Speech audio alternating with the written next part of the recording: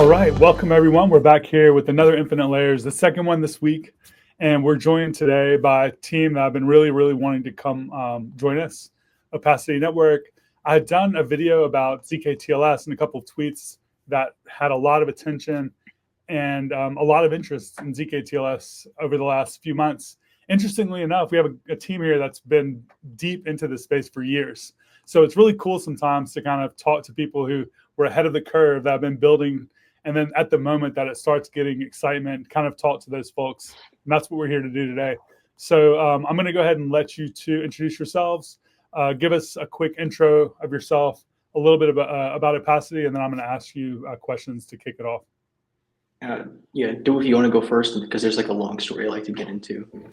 Yeah, my version is short. I'm Dewufi.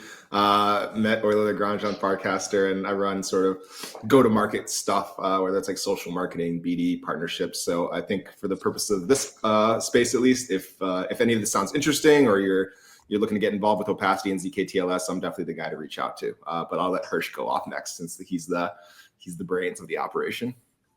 Yeah, so I guess going back to the beginning, I first got into crypto as a 16-year-old back in 2013 when I bought Bitcoin when it was at $27. But at that age, didn't have the patience to hold on to it. One of the biggest regrets of my life. But since then, been fully pilled on decentralization and crypto, and I genuinely believe we need to use this technology to actually solve problems for people. And if we are able to do that, we can have a better, more user-focused internet in the world today.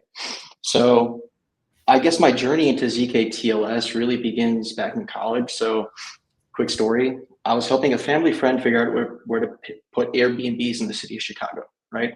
And the idea I had at the time was to reverse engineer the Uber mobile app. Back then, that API would let you see where the drivers were in the city. I'd scrape for that data to use that as a proxy for where young people go in the city of Chicago.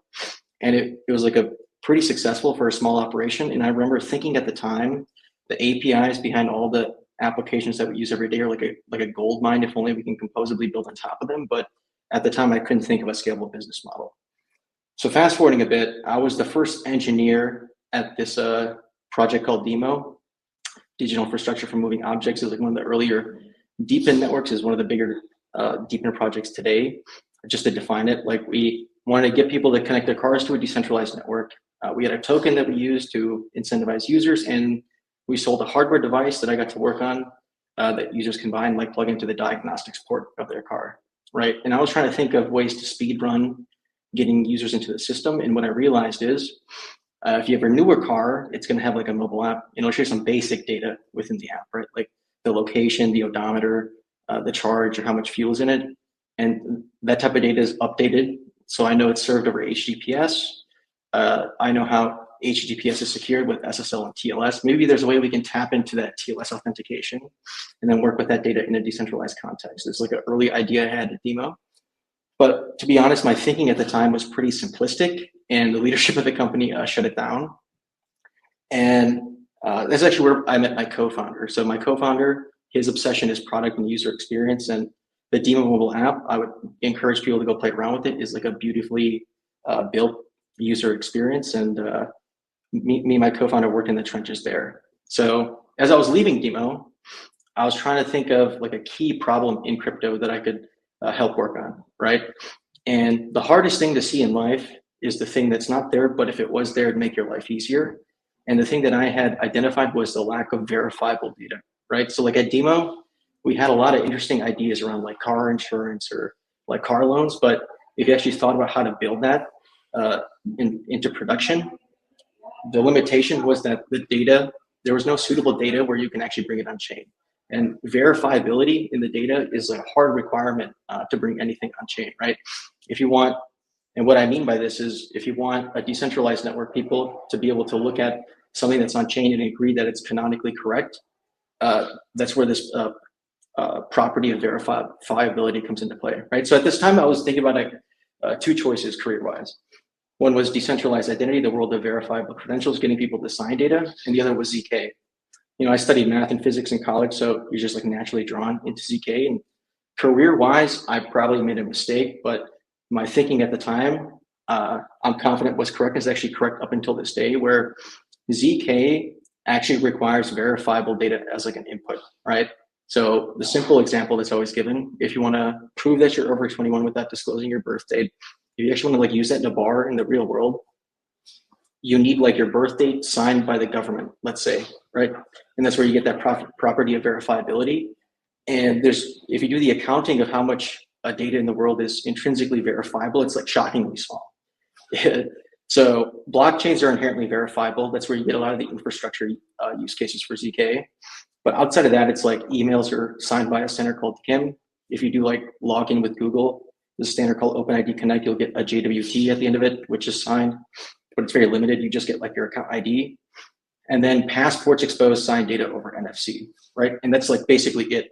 That's like the data that's suitable to be put into a zk circuit even today, I would say. And so I thought, let me go work in this other industry of decentralized identity, promote getting people to sign data.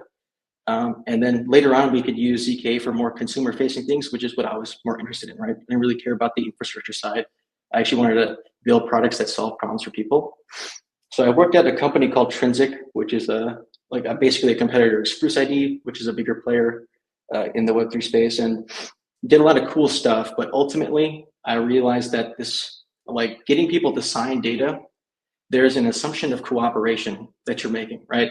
Because if you want like your bank statement as a verifiable credential signed, you actually have to go talk to the bank, convince them to make software changes in their systems so they can start spitting out signed statements, right? And there's just no incentive to actually do this. And in the best case, it's a neutral incentive, right? There's like no clear benefit for them, but in a lot of cases, it's actually a negative incentive to have like data leaving your systems that's verifiable. And so I got really obsessed with this back to this early idea I had a demo of just piggybacking off of HTTPS, right? Because there's already a lot of useful information exposed over HTTPS. And so it actually serves like one of the benefits of it is you bypass the need for cooperation, right? These companies already have products that users use and they have to serve data to like make those products work. If we can piggyback off of that, we don't need any cooperation. And so went down the rabbit hole of like, how can we make HTTPS strongly verifiable? Because it turns out HTTPS is like a weak form of verifiability. So just to define what I mean, it's like, if I make the request to my bank, let's say chase.com, the response I get, I know legitimately came from chase.com. But if I show it to someone else, you actually lose that provenance. And if you're curious, I can go into the details why, but so it's like a weak form of verifiability. To make it a strong form of verifiability, there's only 3 ways to go about it. There's the TE approach where you just offload doing the whole request to a TE. There's the proxy-based approach, which is the simplest one, but I would argue is fundamentally flawed security-wise, and then you can use an MPC scheme, right? And I came to the conclusion that the MPC approach was the best. That's the one that we use, but there's like the really nasty collusion issue that you run into, and I can like go into the details if you're curious, but ultimately I came to the conclusion it was impossible. Like no matter what I tried, this collusion issue would like really come back to bite you in the ass. And so I came to the conclusion it was impossible. It was like a bit sad that I didn't think it would work. But then around a year ago, I was like early into the Farcaster ecosystem, so was Dewufi, and I got to do a little bit of work on the Farcaster identity contracts, and it's working on those that like purely randomly, I stumbled into a really elegant solution to this problem that I thought was impossible before, this collusion issue. And so like literally that day, I put in my 2 weeks at my job and we started Opacity, and it's pretty crazy how far we've come like since then. I guess that's like the background story. That's amazing. I mean, it's amazing also like how long you've been thinking about this and how you've kind of come up with a few of these roadblocks and then you've overcome them by kind of figuring out the solution. And then when you had that light bulb moment, you were like, okay, I'm going to create a company around this because I know I can fix this, which is pretty cool. Because I'm not saying a lot of founders in Web3 are just creating things for the hell of it, even though it does happen. But yeah, I mean, I think when you have that type of moment and then that's the moment you decide to go all in, it's often a lot more compelling than other, scenarios, I would say. because there are people that like, oh, I exited this company, I'm going to go find something to do, and I'm just going to, do something at that point, as opposed to just having that type of moment, which is pretty cool. Yeah, I'm big on first principles thinking, and like I said earlier, I actually really care about using decentralization in crypto to actually like solve problems for people. And like crypto has PMF in three things, I argue, and sometimes people get annoyed when I say this, but first one is speculation, which is I'm not against it, but like I just don't think there's there's gonna be a small portion of the population that's gonna be actually solving a problem for them. The other one is stable coins. That's probably like the one good thing that we've done for the world, especially in these like developing countries. And then the sneaky one that no one talks about is early founder and investor liquidity. That's probably why there's so much venture funding. There's like way more venture funding in crypto than there are actually like good projects to invest in. I'd argue it's because of the sneaky PMF and early liquidity. And that's it, right? And I would argue the reason why we haven't been able to solve other problems, and I can give you some examples of like projects that we're working with, is a lack of verifiable data. To like bring anything on chain, KYC credential, GitHub contributions, it has to have this strong property verifiability if you want to access like interop, like the interop possibilities that we love about blockchains. And there's just like there's only two ways to do it. Either we go get people to start signing data, which I spent a portion of my career in that world, and there's just like no incentive to do it, or we do it the more hacky way and we piggyback off of HTTPS. So I guess in terms of some of these use cases, you touched on a few of them already, but the one thing that I often hear is this idea of like vampire attacking existing Web 2 applications. And that sounds cool, and it is kind of cool. But in general, though, one of the areas that also interests me a little bit that I'm wondering if you feel like there's any place for zkTLS or even Opacity is around like sybil resistance, or this idea of like one human, one user, as opposed to the firewall approach of sybil resistance or sybil attack, where you're like, okay, we're not 100% sure that this is a user that is unique, but at least we've kind of blocked 99% of the other users. A good example of this might be something like a Gitcoin passport, where you have to go and verify like 20 credentials, and theoretically you could do that with multiple users. It would just be a big pain in the ass. Or something like Bitcoin mining, where yes, you can actually get around that. You would just need a lot of like power and compute. But with something like WorldCoin, where you're dealing with biometrics, theoretically, like that's a one user, one vote type of scenario. Where does zkTLS and maybe Opacity fit in with that discussion? And then also I want to talk about some other use cases after that. Yeah, so I would say you can get more rich identity information around like just a base proof of personhood that lets you pinpoint, for example, airdrops. And you can actually kind of combine this with the vampire attack narrative. So we actually have a few projects now, Teleport and Nosh, who are using us to basically vampire attack DoorDash and Uber Eats and like Uber respectively. And so basically like these decentralized versions of these networks have been tried before in the past, but in the main weapon that you have in crypto to like grow these things quickly is a token incentive or like a points program, right? But the moment you do that, you can actually start encouraging like wash trading, or like just like I sign up as a driver and also as a user, and I just do like fake transactions with myself just to start like farming the token, right? And so but fortunately for these projects, there's like an equivalent substitute in the Web2 world. So you can actually have these drivers prove that they have a certain rating on Uber or DoorDash, and then you can export that over, so you know that the people joining your network are like qualified to be doing what they're supposed to be doing, and they're actually good at it. And it also serves as like a sybil resistance as well. And so I would say the proof of humanity aspect is you can pinpoint a particular user type that you want to restrict access to, or to like incentivize joining your network, on top of just like a raw proof of personhood. Yeah, I just want to follow up there. Hirsch has this really good framing on like sybil resistance being almost an emergent property of zkTLS, right? If you think about user-centric data, and now because it's verifiable, you can layer in all these incentives, right? Like sure, Nosh and Teleport are interested in verifying that you've got 500 rides on Uber as a rider or a driver and a 4.8 star rating. Pretty good, right? Like there's very few people who are going to have multiple accounts with 500 rides and a 4.8 star rating. But once you start layering other stuff, like I've also got a TikTok account with 30,000 followers. I've also got a GitHub with like, so many pull requests. You layer on all these things, it gets harder and harder to prove that you're not a single person. That being said, like I'm the go-to-market guy, right? Like I always encourage people to sort of think back to first principles. Almost no project, maybe except WorldCoin, like really wants all humans, right? There's usually something more interesting about who we are that lives somewhere as data on Web 2 today.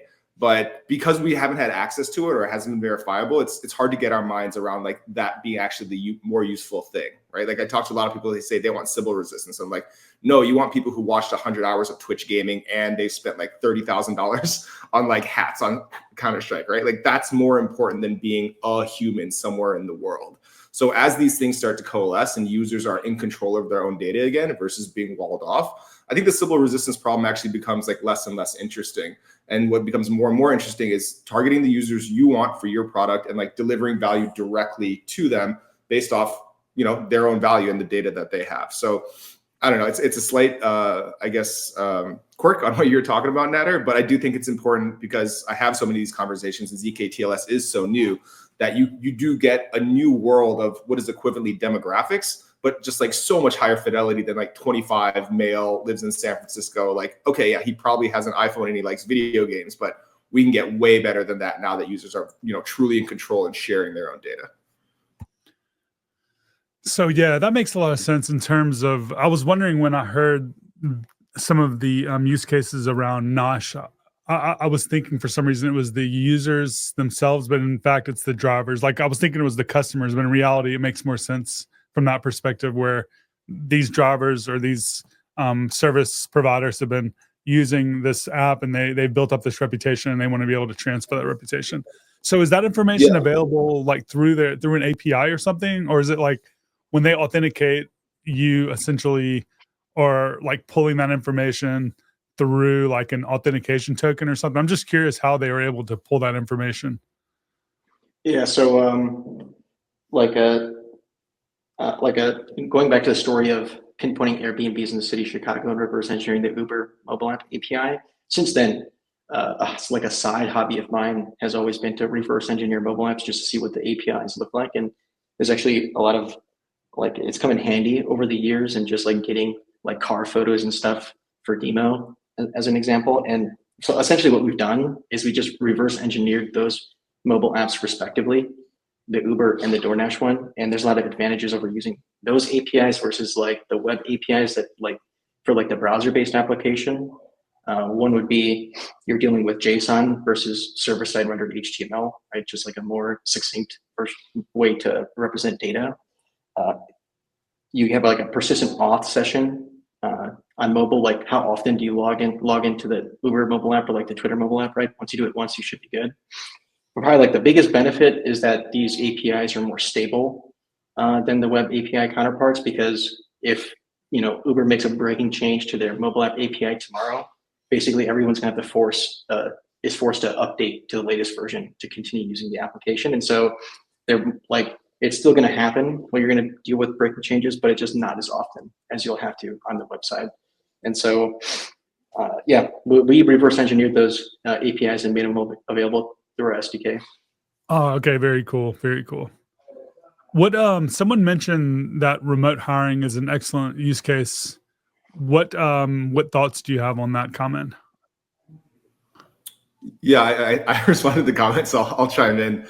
There's a lot of data that people want to verify before you hire someone remotely, right? Like you don't get to meet them in person, you don't get to shake hands. So there really isn't a limit. But if you think about background checks, right? You can sort of disintermediate middlemen there, make things more efficient. Employment history, if you go through Carta or Rippling, right? Like someone wants to, maybe you don't want to verify everything, but if you're like, is this person really worth the amount of money they're asking? You'd be like, yeah, I can prove that I got paid more than $500,000 by Amazon on a yearly basis for the past 5 years, right? Like, okay, Obviously there's some ghost engineers in Web 2, but you got a pretty good idea that someone at Amazon thought they were really solid, right? You could verify that, someone had joined a number of startups and stuck around and actually vested their equity before they left, right? And you could sort of prove on range proofs like how much of a percentage they got during those times. So there's a ton of, again, fully private data that you'd never want to reveal publicly. And to be honest, you wouldn't want to put your entire employment history on chain probably for a number of reasons. But because you have this redactability, because you have the ZK, you have this obfuscation, you can share these data points as they are useful for your use case, right?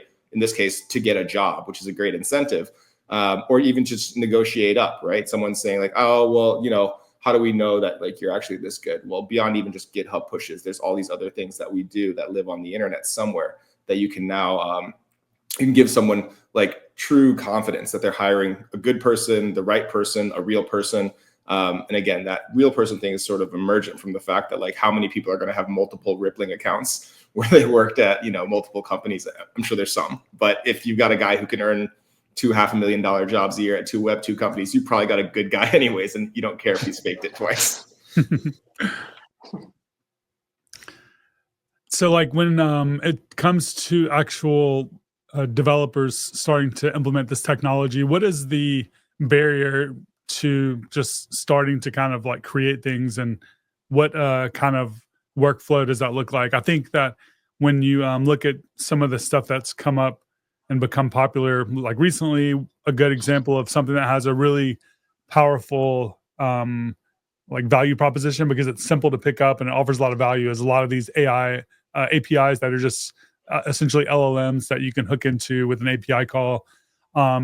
And you start looking at like other things in crypto. For example, I would say a good example of something that everyone at this point knows probably how to build with is just a smart contract. You write some code, you deploy it to that network, and you can start interacting with it through an address. And then you have like an AVS, for example, with EigenLayer. It's a little bit more complicated than that, but supposedly more convenient than actually building and deploying your network. Where does Opacity kind of fit in terms of like developer experience and getting started building stuff? Yeah, so there's like a few ways to think about what we do. One of my favorites is like we essentially sacrifice cooperation from the API side of the internet, right? Because if we had that, we can just ask them to set up like nice like OAuth APIs and get people to start signing data, but it's just like not practical. So we sacrifice that cooperation in exchange for cooperation from the user. So at a bare minimum, whatever API you want to get data from or you want to access, you need the user to like log in, right? And so we're very product focused in the sense that you could use a zkTLS in two like broad categories. One is like public data price feeds, right? This is what like a lot of existing Oracle networks focus on, and then private user data. We are strongly focused on the private user data side because it's just like a new unlock in crypto. And so the first touch point is you're going to have some application that the user interacts with, and you get them to log in, right? And we put a lot of thought into how we've constructed the SDK. So you can go to app.opacity.network and actually like play around with like a sample React Native application to see how it would work. But we've made it very simple because we've defined like a DSL in how you interact with an arbitrary API. And so you can literally have like a one line of code integration, and then the actual SDK will like solve for, oh, do you need to log in? And it'll like puppeteer the application through like the login flow to get to the point where you can get the data that you want. And like another hurdle is going to be, so to do, this is for actually all approaches to zkTLS, like the T approach, the proxy approach, and the MPC approach. You have to be able to open a raw TCP socket. It's like a low-level networking primitive. And it's unfortunate, but in the browser, like they just don't let you do that for security reasons. And so we're initially going to be focused on a lot of mobile apps. So if you have a project that like a mobile app naturally fits into, it'll be relatively easy. But to get it to work in the browser scenario, there's just like a lot more complexity where you basically have to like do a WebSocket connection to a proxy that opens the TCP socket connection, but then that like a WebSocket proxy is like a choke point for a lot of these APIs. They'll automatically block commercial IP. So now you have to go source like residential IP proxies. And so it's like a more complicated system, and you're going to deal with more like failures, and it's going to be slower, essentially just like a worse overall user experience. Mm-hmm. And so the cleanest way to get started is going to be within a mobile app, right? And the nice thing is like one of the updates that's being worked on right now with respect to the MPC approach, but you could use it in the proxy-based approach too, is where you can integrate an interactive zkVM basically into the proving scheme. So for example, let's say you want to get user bank data, right? In the US, there's many different banks, and potentially their APIs could, like the surface of them could be completely different, and the responses you get could be completely different. Once the interactive zkVM is added, you can just like run like a Rust program on the request and response, and then transform it into something that's standardized. And so that'll be a really key update that'll make the developer experience a lot more scalable. Nice. So with the React Native flow, though, I guess because it's within the mobile app, you're able to kind of get around that whole proxy situation. Okay. Yeah. Because it's a native application, you can open up a TCP socket. There's no restrictions on that. Got it. Okay, cool. So I guess for people that are watching that want to get started with Opacity, what resources do you have right now for them to kind of get started building, and what are your plans for the next maybe 6 to 12 months? Yeah, so if you like, all the important links will be at app.opacity.network. So you just head over there. You can log into the developer dashboard, see all the APIs that we support, and you'll have links to like a sample repo where you can actually start playing around with it. And then, and if you docs are coming soon. We've like been really focused on nailing down a foundation, like a strong foundation for the SDK. And at this point, like we're pretty happy with like how it's structured. And so like we're working on docs, but to be honest, if you just look at like the sample app repo and like look at how you can actually get data, it should be like fairly simple to figure out. But if not, you can join our Telegram, or even like tag us on Twitter or Forecaster if you have any questions. More than happy to help out. So people can get started playing with it today. Is like fairly easy to do so.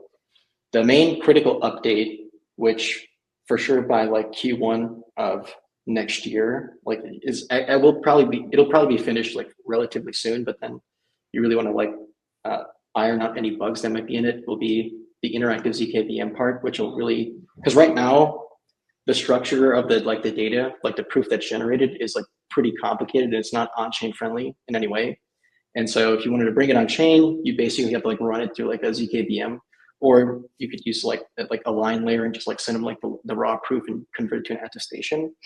But the important thing to make it easy to bring on chain is going to be this like this interactive zkVM that I've been talking about, and that'll be done fairly soon. And after that, it's pretty rinse and repeat. Like it's just a matter of people asking us for APIs or bringing their own APIs. Like another update, So our SDK is actually in our developer dashboard is set up so that people can bring their own API instructions, and so they have to come talk to us. We just haven't turned that on yet because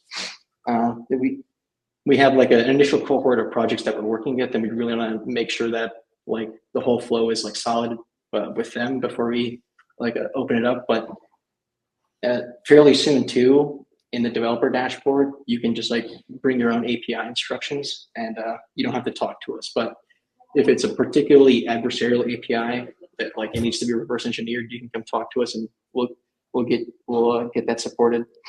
But once like, especially the interactive zkVM part is the key update. Once that's done, it's very rinse and repeat after that. Nice. So like, what is the best place for people to connect? Is there a community, a Telegram, a Discord, or anything like that at the moment? We have a Telegram channel. I think we can probably like tweet out a link to it if you want to do that. There'll probably be a link to it on our website as well, opacity.network. But to be honest, if you want to ask us questions on Twitter, Forecaster, like we're pretty responsive. So, but we do have a shared Telegram that you can join. Nice. Okay, awesome. So I guess jumping to the EigenLayer part of this, why is this being built on EigenLayer? Okay, so Like I said, originally, like when I got obsessed with this, I came to the conclusion it was impossible to generate proofs on top of HTTPS with like strong enough security where you can bring it on chain and everyone can agree that it's correct. And so with the current ideas in cryptography, I would argue it's impossible to do it to get purely cryptographic security. So what I mean by that is ideally you'd want a proof that goes up to your certificate authority that like some data came from api.chase.com, for example, right? Unless there's new ideas in cryptography, I just don't think it's possible right now. The best you can do is economic security, right? So like I know there's a lot of like EigenLayer haters out there, but we're kind of in this unique position where what we're building, literally economic security is the best that you can do. And so EigenLayer is like literally the perfect solution for us, right? Shared security is just gonna be way cheaper for your protocol than native token security that's been proved like empirically in the past. If you wanna go read like studies on that.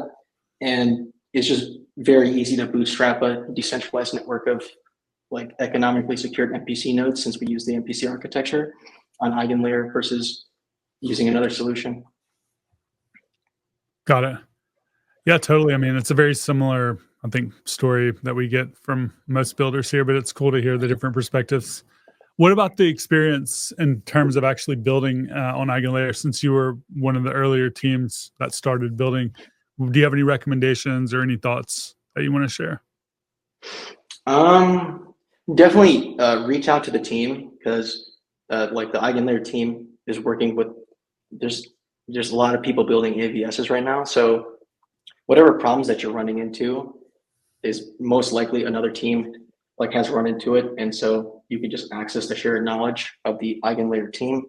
And usually there's like a lot of projects that the EigenLayer team is working on internally that's like could be useful to the problems that you're facing. That's happened to us a few times where like we want to, a lot of people ask us for like base support, for example, like how can we get these proofs on base? And so we don't want to roll our own solution because to like verify the proof, you have to access some AVS state, which will be on Ethereum. And ideally we don't like each AVS doesn't have to roll their own solution, but just like talking to people at EigenLayer, it's like EigenLayer is building a solution for that we can all just use, right? So I would say definitely have a good communication channel with the EigenLayer team because it'll just make it a whole lot faster. It's probably, I wouldn't say for us, it was particularly difficult to get going because like we just had like Kaido as a resource and a lot of other members of the EigenLayer team just helped us out through the process. Nice. Yeah, totally. We'll just echo that. Reach out to us. We're 100% focused on making sure everyone has the questions that they need answered. We'll jump into a group chat, help you with anything we possibly can. And we're always trying to kind of expand that like list of resources that we can offer and bringing in more solutions engineers and want to offer more of that type of support as well. So yeah, this has been really helpful. I think I learned a lot already about Opacity specifically and about zkTLS. Before we wrap it up, we've been here for almost about 35 minutes. So we're getting kind of finished on time. Is there anything that you wanted to touch on or highlight before we wrap it up? Yeah, I think it'd be good to go into a few use cases that we're seeing.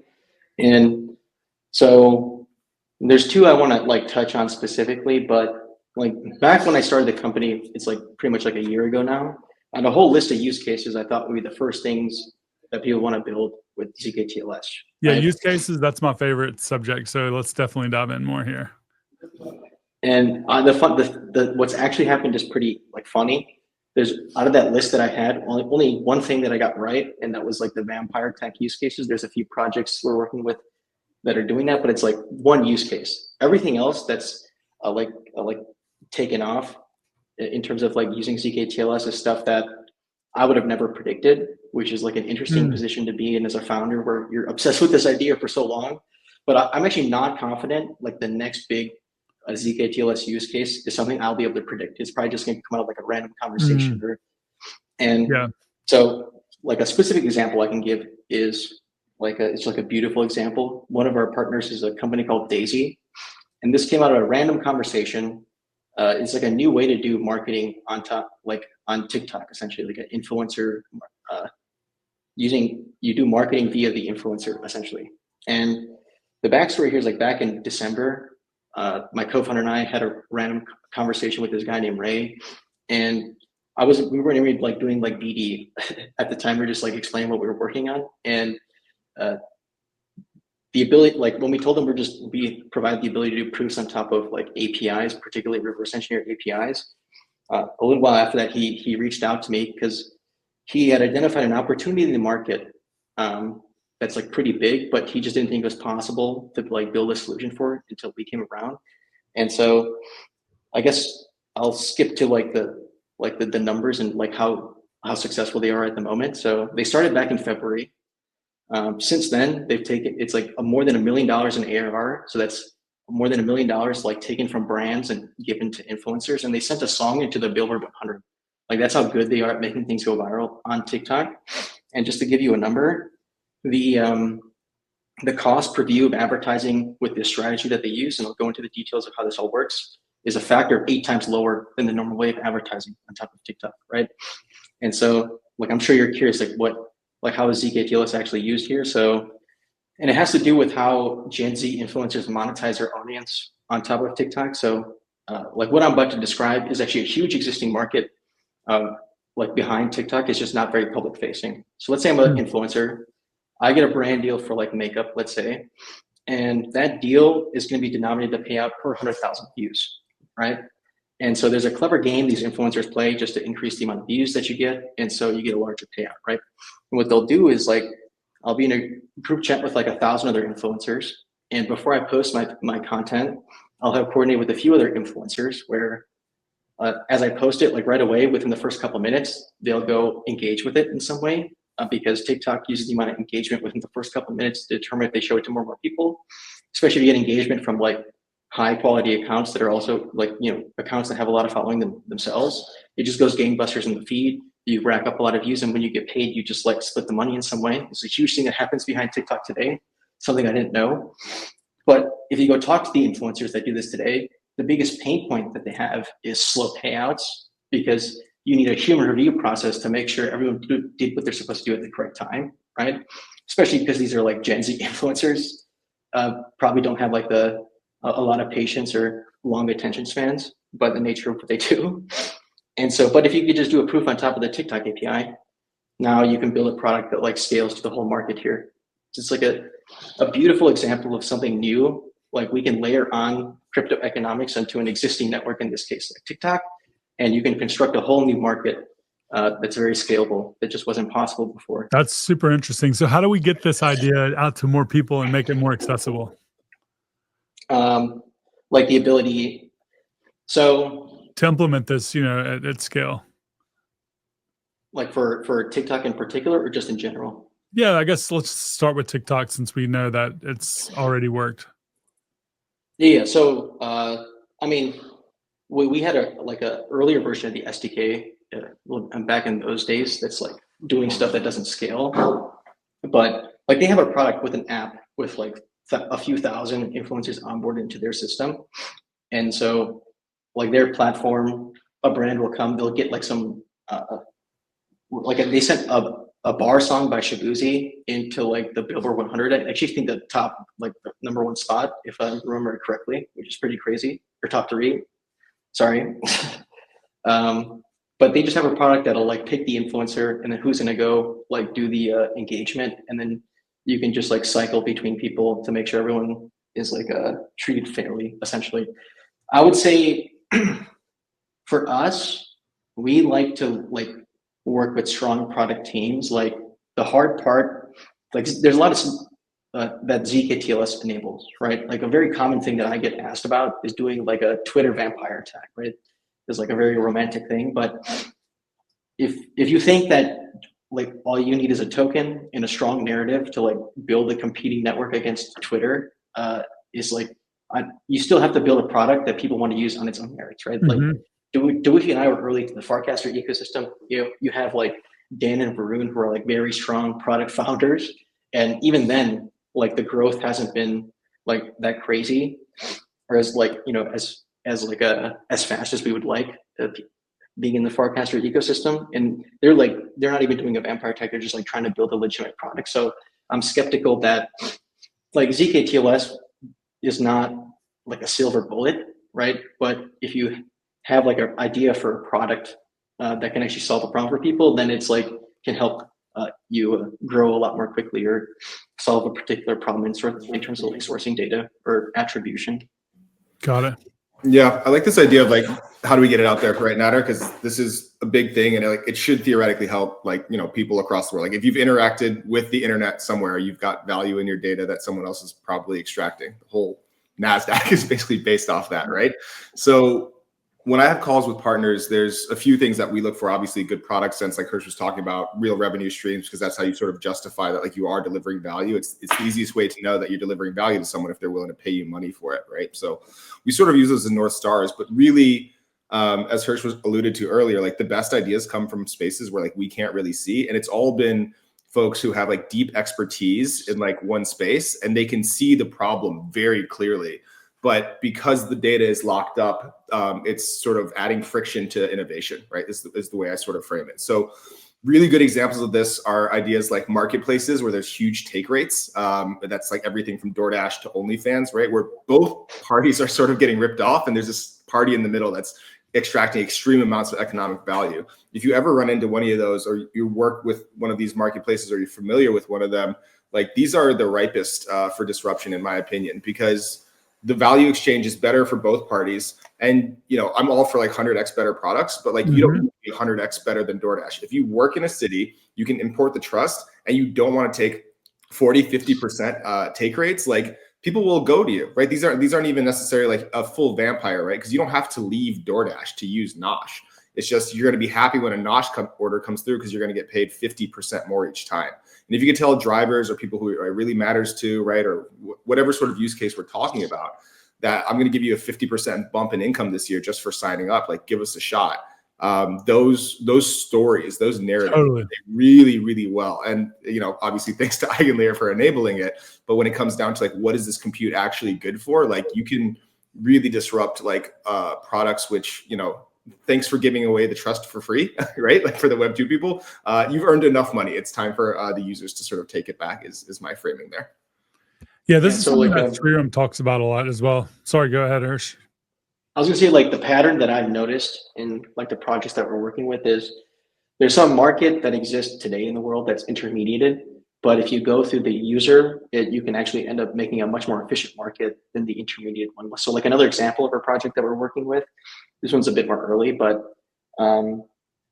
they've been like switching around, like flipping around between different names, but I think the latest one is Earnify, where they want to do like a earned wage access that's done on chain. And so like this is a market I didn't know about, but earned wage access is like a slightly better payday loan system, but it's like a $22 billion market here in the US. Just to define it, it's like if I'm like a minimum wage employee working at like Dollar Tree or like Walmart, I get paid every 2 weeks, but let's say at the end of 1 week, so there's like a week left to getting paid, I need money to buy groceries, but I've already worked like 40 hours. Earned wage access just like lets you access the wages of the hours you worked early, but then when you actually get paid, you just pay it back with interest, right? It's like actually a pretty big market in the US. And I gave a talk at like EV3 Ventures, like where our first check came from, good relationship with them. They have a Deep In Summit every year. I gave a talk there, and I was approached by this founder after I gave that talk, who's just for some reason obsessed with improving this market. And so like the existing players in that space, what they do is they'll go integrate with like the actual company itself. So they'll like, I'm blanking on the name, but they'll go talk to like Walmart and convince them like, hey, let us give your employees access to earned wage access, right? But what this guy figured out is if you go through the user, because wherever you're working, they're going to have an HR system where you can actually like see how many hours you worked. And then if you just have the user prove instead of going through an intermediary, and especially if you do it on chain, you can actually get a much better interest rate than you can do in these intermediated systems. And just to give you a number, I'm pretty sure like the APY in the existing market is like, up like 300% or something like crazy to get earned wage access. But especially with zkTLS, you can like, access other data sources. You can just give a much better interest rate for people to access their wages early. That's another really interesting use case. Yeah. And that's a market I didn't even know it exists, and I don't interact with it, right? But it's just cross paths with the founder who, for some reason or another, just obsessed with improving this market. And so I think the real problem to just like really seeing more zkTLS use cases, like promising ones, is just to get the message out there. Yeah, and let people kind of like have their own. They'll often have their own domain expertise that they know about something that we don't really know that much about. Yep. Yeah, and there's this, you know, I would say general consistent thing that happens when it's almost like this monopolistic effect that happens when someone dominates an industry. They kind of now have etched out their competitors, and then they just start raising the rates more and more because the people involved in that network don't really have any options, and it allows them to do that. And I think Uber is a good example where at first the drivers are getting paid a lot, and now Uber takes, like, I've heard 50, 60, 70+% in some cases. So being able to kind of then go in and say, okay, we're going to take advantage of the massive pool of users with their reputation and allow them to save money and potentially pass some of that savings on to the other users is really cool. Really cool. Yeah. Well, one of the things I like to say is, like, because for any use case at a bare minimum, you need the user to log in, right, into whatever application they're going to be like interfacing with in your particular use case. We require strong cooperation from the user, and so anything we build has to be compelling for the user, like actually solve a problem for the user. And so I think it's like a genuine argument to be made where zkTLS actually presents this opportunity to like fix the internet or to like realign the internet. It's more around the user versus these like big centralized companies. It's like a once in a lifetime opportunity, actually. Hell yeah, I agree. I think like a lot of this technology is starting to come to actual like fruition. You know, some of the ideas that people had early on with a lot of this stuff. So it's really cool to kind of see what you all are building. Are there any other use cases that you wanted to touch on? I think another interesting one would be Daylight. So like the Deepin company just got like A16Z funding. Very, like, you know, I worked in Deepin, and I'm actually very bullish on crypto economic, like physical infrastructure, actually, like, you know, making the world a better place. But I don't, to be completely honest, I don't totally understand the energy markets, but it makes sense to me having it be like a more free market, especially with like a crypto economics. It's going to be better just because in terms of like allocating energy and like I have a Nest thermostat in my apartment, right? And there's like a stupid rewards program I can like enable where if I let the grid control my temperature, I get like a gift card every month or something like that, or every few months.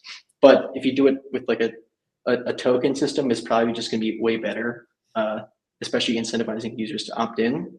And so, but I would like argue that to like put into production today actually requires zkTLS, because like they're going to have like a hardware device that you can plug into, like, you know, the power meter at your house, whatever, to like check how much power you're using. But it's like an analog signal at the end of the day that's being measured. So like even like a TE is not going to really help you get strong security there, because there's no way to, like, you could spoof the input essentially, right? So to make it like for like verified activity on the network at a bare minimum, you're going to need to like get people to share their power bill at the end of the month, right? To like see how much the government is like, or the utility company is charging you for your actual power usage. And coincidentally, that's like a perfect sybil signal, anti-sybil signal too, right? Because it'll have like your home address, which can be obfuscated in some way. And so to like actually farm that at a large scale, if you're requiring people like connect their power bill, is going to be very hard. Yeah, I love this Deepin stuff because I'm like a big incentive structures guy, and I love forcing functions. And like, it'd be cool if like the internet, like we're all powered by solar and like all these other externalities, like we all know exist, but it's just very difficult to have forcing functions on like these very deeply entrenched like industries. But if you think beyond, I think power grid's great. And I won't speak for Daylight specifically. This is just my mind going off, right? Mm-hmm. But if you think about the sort of incentives you have for like installing solar, or like, you know, buying a Tesla Powerwall, or even if just you're a founder and you're wondering if there's demand for a hardware device that you'd like to sell, being able to plug into these networks and like further incentivize like increased energy production, like massively unlocks like things which like may have been like sort of borderline, or like maybe it's a good risk, maybe it's not. These things become layups if you can like trustlessly onboard new hardware devices thanks to zkTLS. So there's all sorts of new markets that open up once you can verify Web 2 data that doesn't necessarily have to start on chain. And then you use decentralization as much or as little as you need to inform token rewards, or create like unique accounts, right? Like I think these things are all sliding scales, but with zkTLS, because the economics can now be layered onto existing systems, you just get a whole new world of like possibilities to like make things better for everyone. And I think those are the type of things that get me super excited, at least, and like gets me excited about what I suspect is Daylight's vision, but maybe have them on at some point instead to have them talk about what it is. Yeah, actually solving a problem for people using crypto economics and decentralization, which is what I'm all about. Hell yeah. I think that's why this is resonating with so many people, because they're starting to actually see the use cases. And, as opposed to a lot of the stuff that, again, that's in this industry, it's more like, it's kind of like pie in the sky stuff sometimes, And I think people are just sick of that. I think people also know they're getting screwed, right? Like people look at Facebook, they look at Zuckerberg like building statues and shit. And like, I'm all for it. Like if you made a lot of money, you get to do whatever you want with it. But like you're sitting there, you're using Instagram all day and you're looking at the guy that owns it and you're like, fuck, why don't I get any of that? I just get sucked into like, rabbit holes of like trash brain rot content. And like, these guys are like, why can't I like afford a house, right? Like these are like really emotional things that people deal with on a daily basis because they're getting sucked into the apps. And then like, that's why these marketplaces like are so ripe for disruption too. Yeah. I think you just said the word there, disruption, and technology is all about disruption. The most important technology is disruptive technology. So that means a lot of different things, right? Like it could mean slightly mildly disruptive things that happen over time, or it could be something that is extremely disruptive. I would say like AI in the sense of how it's disrupting a lot of the customer support industry is like very, very fast moving. And then we have other stuff that's like moved a lot slower, but overall, like most technologies that make, or all technologies that make like this massive impact, are just disrupting old ways of doing things and making them more efficient, right? So I think this is exactly where that fits in. Yeah, and we didn't get to talk too much about AI plus zkTLS, but I'm super bullish there as well, because on the one hand, there's all this data that is not scrapable, which you can now verify as accurate for like large LLM training, right? But on the like agent side, like don't just like, sure, train off my Twitter posts and train off my Farcaster cast, but like you should also be training on like my employment history, like where I live, and like as you start verifying more and more of that data, like you can get a pretty good idea of who I am pretty quickly. Like you could vote for me, you could participate in DAO governance, you could do a lot just knowing like where I worked, what my purchase history is, like the type of things that I'm interested in. And I think there's going to be sort of a massive unlock there on that side as well. So this is my CTA. If you're building AI stuff and this sounds interesting, like definitely hit me up. I'm still looking for partners in the space that kind of share our vision with how powerful this unlock is. Yeah, like a point worth reiterating is by the nature of what we do, we need the user to log in. And so basically any product that's built on top of zkTLS has to be compelling enough for like actually solve a problem for people, or like the user to actually convince them to like log into whatever API you're trying to source data from.